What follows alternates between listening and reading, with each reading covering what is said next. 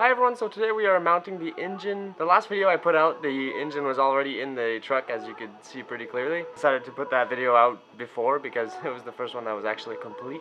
But now we actually have to mount the engine, so I have a lot of time lapses to show you guys of how difficult this thing was to put in. Yeah, let's get going. So it was really difficult to get this motor in because the steering box was like exactly where one of the idler pulleys were. So I had to relocate the whole AC and idler pulley system. That's why I have like a homemade tensioner on it and a like a different length belt. So you'll see that in the next video. But yeah, so I tried to put the motor in with the transmission at first, and it took us a lot of struggling and finally giving up on trying to assemble the transmission to the transfer case in the truck. Since the transfer case only has one mount and the other one is on the transmission, the transfer case was impossible to hold up aligned. It kept on twisting in all sorts of directions, and it was just impossible to line them up. So we ended up taking the motor back out, assembling the transfer case to the transmission on the ground, and then throwing it back in all in one piece. And that ended up being like so much easier. So it really is the way to go if you're gonna put something in a Land Rover. Just assemble it all one shot, because it's a real pain to do it in separate sections. Also, same for everything that goes onto the transmission, all the little mounts and the little brackets. So this is the second attempt to put this thing in, and the vacuum pump is hella tight, of course. It's actually hitting the firewall, so I'm gonna have to figure that out. The actuator repair hasn't gone to plan. It got ripped off. A couple things broke there, at least 4 or 5 things. So that's too bad.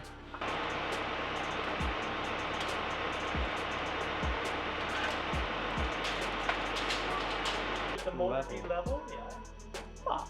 Could be. I think it doesn't really matter. If I want to get a bit more clearance with my axle, I'm allowed to tilt it back a bit. Maybe. Yeah, the drive shafts after that will be, one will be taller than the other, so it's not good. So you want them nice and level. I'd say let's go. So, turns out I have enough clearance for the, that's perfect. Remove it, service it, lock the cam in place to change the timing belt. Have enough space to remove the motor without removing the transmission. The only thing I think is irritating pretty bad is the idler pulley. It's actually sitting on the idler pulley right now, I think. That's what it's sitting on, I think.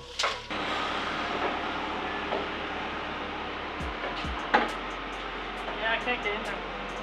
Alright, so what I'm thinking is welding this here, approximately there, and then running a big plate to those 2 bolts there, or 3 bolts. So I have to clean out that bottom thread.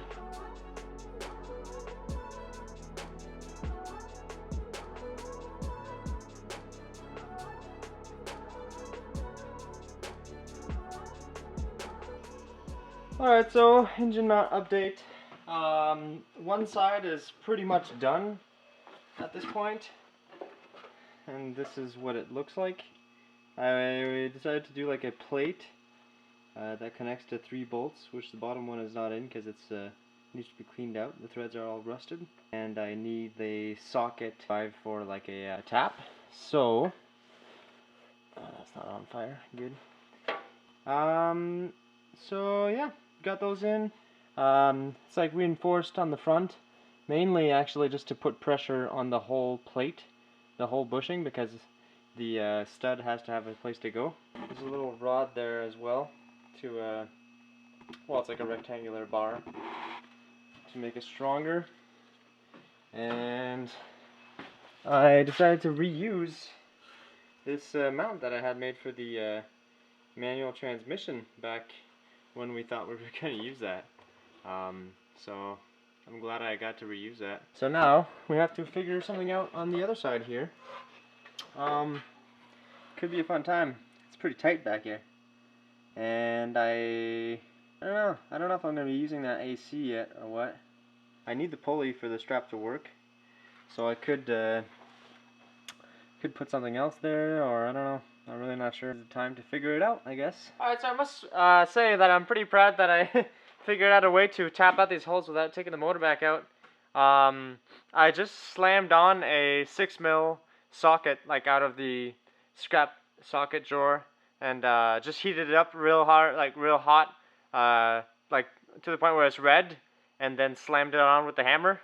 And so it's amazing, because the clearance was too tight with that T-handle thing, and so I was able to get in there with a flexi and you know, 1/4" drive set up there. Amazing. Definitely recommend that if you don't mind having a 6mm stuck to your tap all the time. I think this is honestly way handier than to have a T-handle attachment. So yeah, really liking this mod here, if you can call that a mod.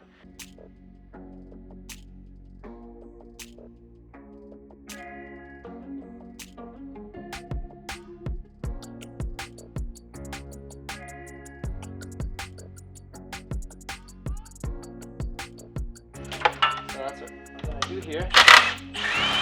Move this.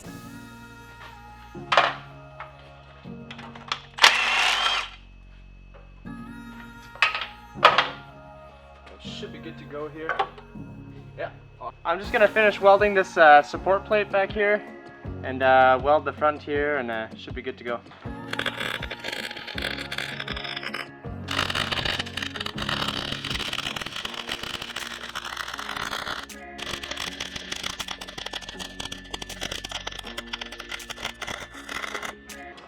Alright, so that's pretty good. That's what the passenger side mount looks like. Turned out good. 3 bolts to attach to the motor, and the original bushings from the V8. So that's painted, and this mount is welded in here.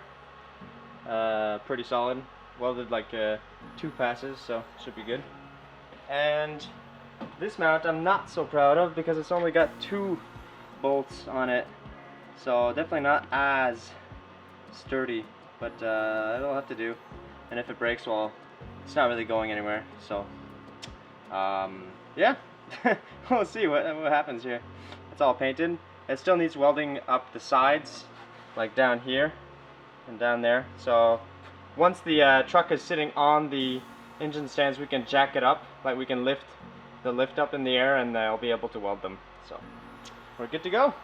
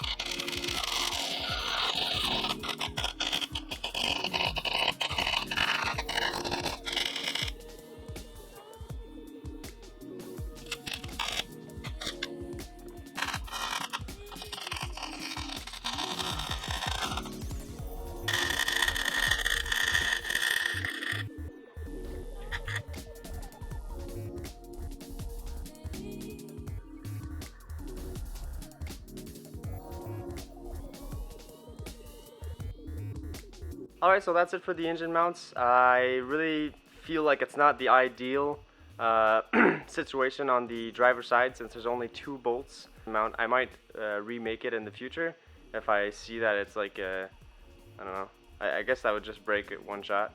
But I told myself that in the worst case scenario, the engine can only go so far and fall down onto the axle, and then break my oil pan, and then I go get another one at the scrapyard. Yeah, that went really well. It's kind of funky looking, but the motor is not meant to be in a longitudinal mounting.